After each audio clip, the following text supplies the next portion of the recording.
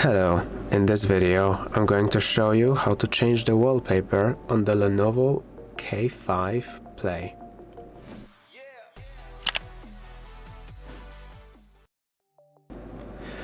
To change the wallpaper, you will have to tap and hold the main screen. Choose the Wallpapers option, then select your lock screen wallpaper style,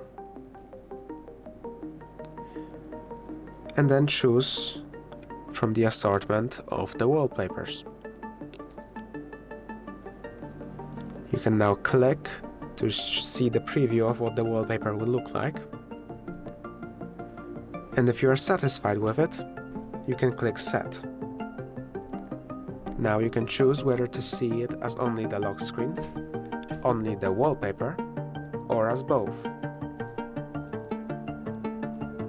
Now you will have to wait for a little bit. And there you go. The wallpaper has been changed. If you found this video useful, please consider subscribing, leave a like and a comment down below.